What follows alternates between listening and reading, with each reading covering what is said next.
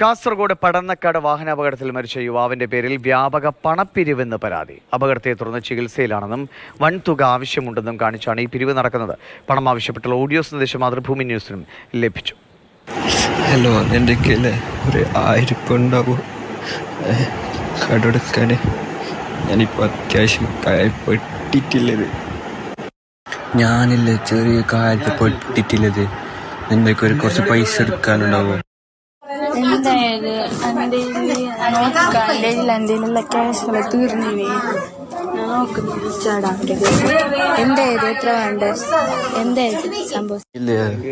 പൈസ സുരേഷ് വിവരങ്ങളുമായിട്ടുണ്ട്. സരംഗ്, ഇപ്പോൾ ഈ സോഷ്യൽ മീഡിയയിലൂടെയൊക്കെ പല ചാരിറ്റി പ്രവർത്തനങ്ങളുമൊക്കെ നമ്മൾ കണ്ടാണ് പലർക്കും വലിയ തോതിൽ ഉപകാരപ്പെട്ടിട്ടുണ്ട്. പക്ഷെ അതിൻ്റെ ഒരു മറുഭാഗം കൂടി കണ്ടുകൊണ്ടിരിക്കുകയാണ്. എങ്ങനെയൊക്കെയാണ് പറ്റിക്കാൻ കഴിയുക എന്ന് ചിന്തിക്കുന്ന ആളുകൾ നമ്മുടെ നാട്ടിൽ ഇഷ്ടംമാതിരിയുണ്ട്. ഇതിപ്പോഴെങ്ങനെയാണ് ഈ പ്രചാരണം നടക്കുന്നത്? ഒരുപാട് പേർ എനിക്ക് തോന്നുന്നു ഇതിൽ പറ്റിക്കപ്പെട്ടിട്ടുണ്ടാകും ഇതിനോടകം, അല്ലേ? സമൂഹമാധ്യമങ്ങളിൽ നടക്കുന്ന ചാരിറ്റി പ്രവർത്തനങ്ങളുടെ മറപിടിച്ച് തന്നെയാണ് ഇപ്പോൾ ഇത്തരത്തിൽ വലിയൊരു തട്ടിപ്പ് കാസർഗോഡ് കാഞ്ഞങ്ങാട് പ്രദേശങ്ങളെ കേന്ദ്രീകരിച്ചുകൊണ്ട് നടക്കുന്നത്.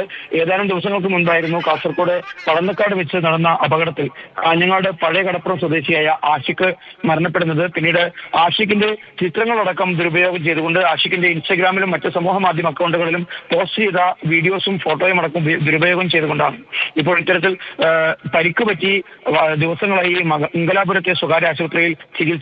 തനിക്ക് പണം വേണമെന്നുള്ള ഒരു രീതിയിൽ സമൂഹ മാധ്യമങ്ങളിൽ വലിയ തോതിലുള്ള ഒരു പ്രചരണം നടക്കുന്നത്. പ്രധാനമായും വിദ്യാർത്ഥികളെയും യുവാക്കളെയും ഒക്കെ തന്നെ ലക്ഷ്യം വെച്ചാണ്. മുൻകാലങ്ങളിൽ നിന്നൊക്കെ കണ്ടതിൽ നിന്ന് വ്യത്യസ്തമായി ഫേസ്ബുക്കിലൂടെയോ മറ്റ് രീതിയിലോ അല്ല ഇത്തരത്തിലുള്ള പ്രചരണം നടക്കുന്നത്.